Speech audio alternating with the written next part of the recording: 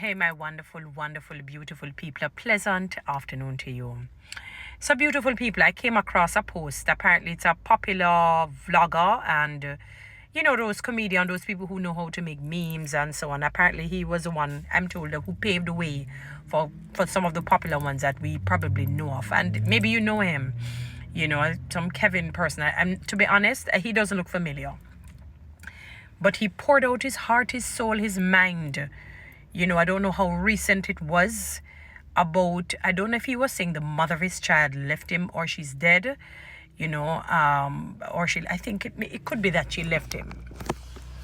And, he's so messed up that he can't even entertain any other woman because basically she was a good woman and she spoke to him about his ways, to break up his fallow grounds and stop the folly, stop the nonsense.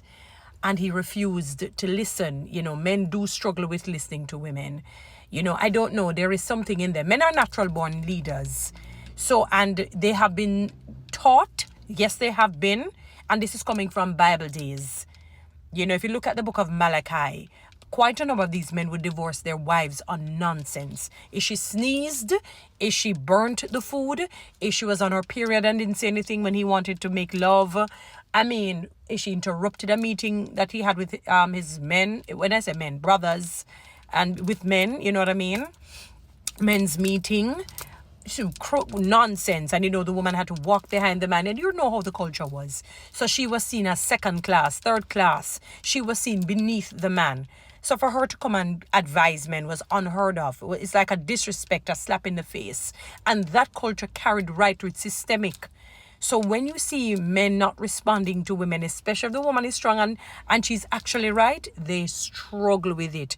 They may not want to admit it, but they struggle with it. You and a man can be saying 1 + 1 = 2, and they will accept it from the man, as opposed to you as a woman. Worse if you're very strong. Oh my God. For them, it's like you're emitting testosterone, but you're looking very estrogen. Or estrogen. There is a dichotomy for them and they can't reconcile that. It's a problem for them. And because of that, sometimes men end up not taking sound counsel. So in spite of the fact that you want to come and say women can be this, that, and the third and emotional and they don't use a logical side, not necessarily true. Not necessarily true. When you think of Proverbs 31 and it says, when she opens her mouth, wisdom comes. Go and read it. And the chapter began with King Lemuel, which is King Solomon. And the woman, he talked about how his mother advised him to be careful of certain kinds of women, Jezebel type, Delilah type women. Stay away from being drunkard. When it says stay away from strong drink, it really is saying don't drink to be drunk, and advising him on how to live his life successfully, how to be a successful and a healthy man. Smart, wise woman, and they can give you good advice. Unfortunately, when you're brokenness is not necessarily attracted to wholeness. Brokenness, and I'm not talking about having a broken and a contrite heart. When you're defective, let's put it that way. And when you're defective, defect is attracted to defect. So sometimes when the wholeness may come across a defect and they get involved because of the dichotomy and it's not symbiotic, the defect end up treating the whole badly, and the whole has to leave. When they leave and they realize they get another defect plus defect equals destruction. They realize, oh my God, I had wholeness, and they try to get back wholeness and it ends up being too late. They never allow their potentiality to become great so that they could have been whole with the wholeness that they somehow got through the cracks. So they have a solid woman, not a perfect woman, because no one is perfect. And they end up blowing it. And like the high that the man always, the drug addict tries to go to, he never gets back that high. So he never gets back that woman. He never gets back a woman like that. Never. And that's why many men end up living in regret. I'm watching a live and apparently a woman was beaten by her boyfriend. I think it must have been public, or it somehow reached to the public, because she was saying if it was private, she may have forgiven him, but she's not going to take him back. She said she respects her mother. Her mother said do not, because quite a number of women can tell I've heard women say this. Once they hit you once, they will hit you again. No matter how they apologize. And it's beyond misogyny. It is something in them. There is a broken state in them, a brokenness in them.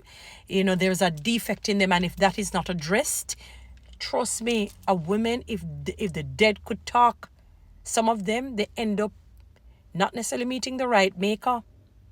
The man send them 6'6" because, physically men are stronger. I saw a man, a butch woman, running off her mouth and think she could have manhandled him. He gave her some blow lick. He gave her some bitch lick. He beat. And when he saw that she could not, and she was delirious, and she got up and staggering because she's still trying to be tough. And I'm saying, lady, I bet she did he didn't touch her after she got up because I guess it really looked bad. Because she feels that she's a man, which she's not. And many of you men are going to live in a lot of regrets. I'm not saying that you don't have women who are terrible women. You do have them. The Jezebels and the Delilahs are around. Don't get me wrong. But quite a number of the women are good, and many of you guys are abusive. And when I hear how you speak sometimes about women, and we're talking about straight men. Ladies, I'm not talking about the misogynists who really like men. Those are in the minor. Don't make any ghost fool you. You still have far, far more, still about 80% men love women, even though they speak negatively about them. They probably came from an overbearing mother or women who hurt them that they were interested in. One man had stated why he was so angry with women because when they were in high school, I guess they used them and abused them, and they grew up with a sense of anger towards women. But they're sexually attracted to women and women only, not men, even though they're angry at women. They're misogynists. So they may be angry at their personality or the character of the woman. But sexually, it's only women they want. So they will still engage in sexual intercourse with women. So there's no deep-seated thing where it's a man that they want. No, they're still disgusted by that kind of a lifestyle. So don't let them fool you. Don't let no ghost fool you. And just run with a narrative because of what you may feel or suspect. We still have far more leaps and bounds straight men than not. Don't make anything fool you. But men, you're going to end up living in regrets. You're going to lose the good women. And it's going to become an epidemic, probably a pandemic in the lives of men.